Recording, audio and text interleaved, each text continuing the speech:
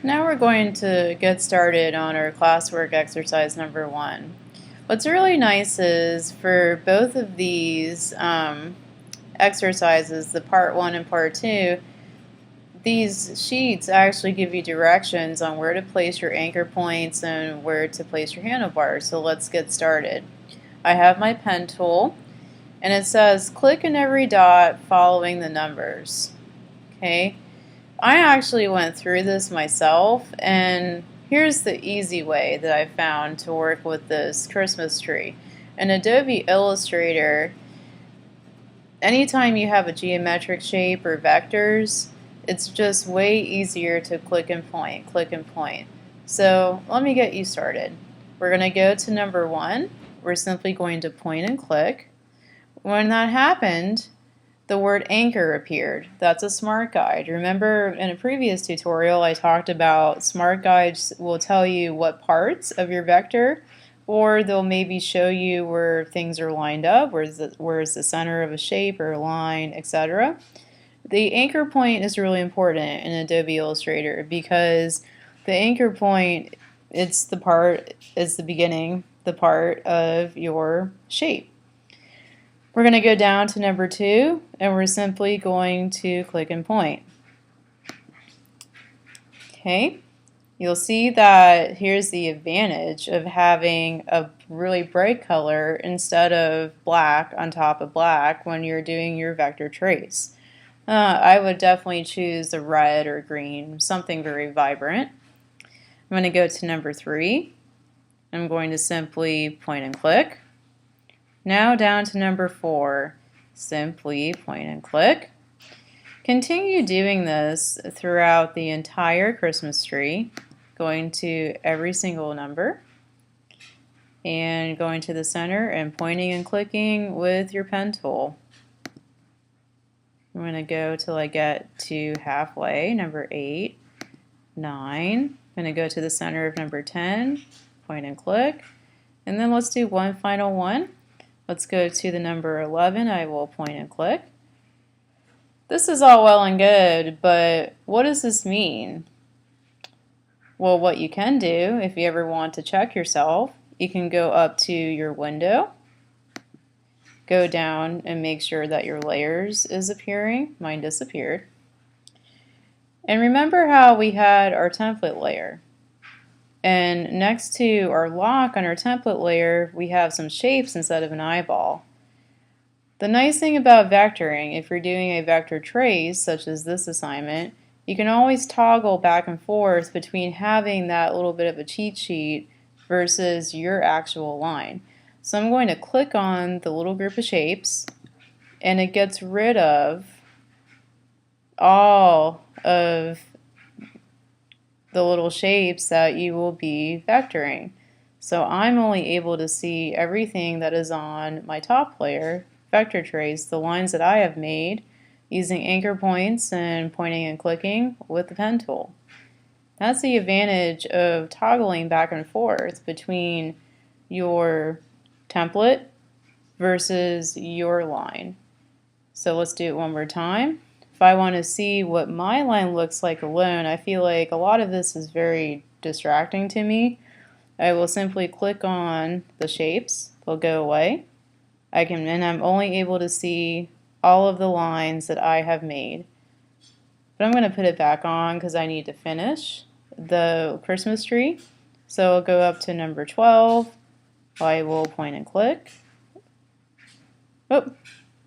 This is another thing that happens if you don't continue your line within Illustrator.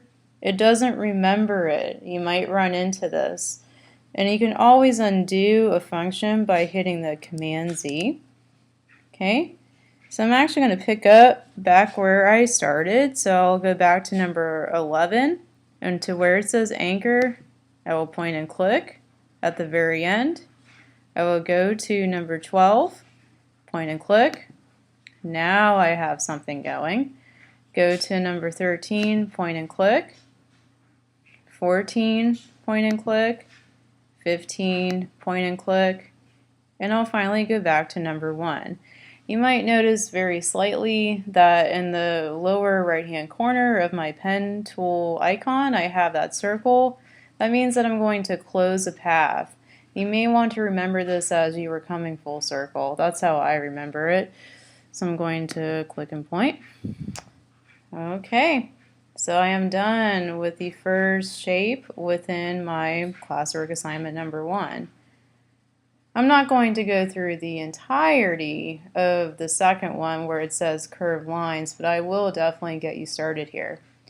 What's interesting about this one, whenever it comes to curves, we have two different parts. Not only do we have anchor points, but we have something called handlebars.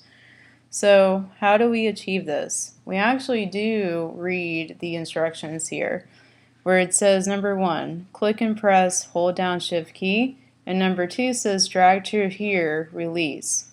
I'm actually going to click on my pen tool, and after I click I'm going to hold down the shift key and I am going to drag it out to number 2, and then I will release. You'll notice that it didn't leave a path. It did not leave a red line like how it did over here with the Christmas tree. What's going on here is we're making what's called a handle. If I move my pen tool, my mouse over this line, it says handle. Handles are meant to extend or shorten, squash, and stretch curves within Adobe Illustrator. So let's move down to number 3 and watch what happens. It says click and press, hold down shift key. Same thing. And then for number 4 it says drag to here, release. So we have the opposite happening right now. So I'm going to click and press, hold down shift key. You'll notice it looks like there's a tiny little curve right there. But I'm going to follow my directions. This time I'm going to go all the way to the number 4. Okay, oh, I might extend that a little bit more. I'm going to release, but see how that red is tracing over the black, okay? And at the same time I'm getting these really long handlebars that are extending from the middle of number 3. So I'm going to release everything and I get a curve. I get a almost perfect curve on top of my template layer. And again, as a reminder, okay, let's talk about one more time how we get rid of that template, because I want to see just my red line. I'm going to go down to where it says template layer, click on those little icon symbol, those little shapes. It gets rid of everything underneath it, my template layer. So that is only my line that is appearing. And you may want to keep this in mind because I'm going to explain further in a second. I want to have my template back on though, so I'm going to click to get my template back on. So if I was going to continue going through and just following the directions, this is a pretty nice one. What you've done for 1, 2, 3, and 4, you're going to continue all the way down. Just follow the directions. You click, hold down the shift key, and drag out those handlebars for every single point. Okay, once you're done working with all of these shapes, I'm going to actually go to my zoom tool to zoom out so I can see everything. Once you get done doing the curved lines and the curves with the corner points, again, each one of them has great directions that you can follow. When you're ready to save this for Blackboard, this is where toggling that visibility and invisibility is very important. When you get ready to save this for Blackboard, unfortunately, at least for classwork assignments, if you were to save this, go up to File, Save As an Adobe Illustrator file, it would be very large, almost a little too large for Blackboard to handle, and I don't want Blackboard crashing for people in this class. So the easier way, particularly with classwork assignments, that I would like for you to save this is real easy. We're actually going to, once you're done, you're going to take off your template layer. All of us are using the same template, so I know what it looks like. So to do that yet again, I'm going to click on the little shapes icon and toggle that visibility.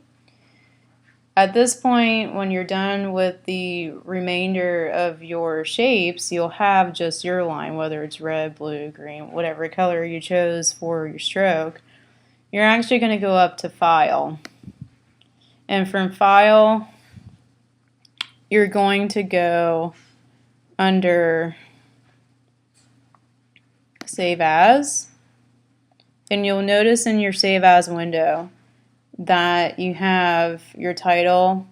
You may want to title it Classwork Assignment 1. We don't want it as an AI file. So you dictate where it's going to be on your computer for easy access. It says here Adobe Illustrator AI. Okay, but we don't want that. One way how you can save this, which would be a preferred method, is if you saved it as an Adobe PDF. It's a lot cleaner. It's also a more universal file. So that's pretty easy, and you can press save. Okay. This window will pop up asking you to save your Adobe PDF. Yes, you want all of the defaults selected, and you're going to press Save PDF. It might take a second or two in order to do that. It will save it at the artboard size, which is the 8.5 by 11, the one that we picked from the very beginning. Another file format that you can save this at is in a JPEG. So if you notice when we did the file save as, it wasn't an option underneath that drop down menu. So you would actually go up to File and then Export, which is right under Save for Microsoft Office. So you would go to Export. I want that same title, the Classwork Assignment 1. Then you have Desktop. Underneath where it says Format, the default one, the first one, is a ping. We're going to talk about pings later in this class. If you ever need transparency within a flattened image, pings are great. Pings are sort of the hybrid of GIFs and JPEGs. It is a nice file, but we'll talk about that later on in this course. But if you also look at that drop-down menu, you have Bitmap, AutoCAD drawings. There's the Flash. So by the time we get to our final project with the animation, we will be working and exporting as a Flash file, a Shockwave file. But I would like for y'all to pick out JPEG.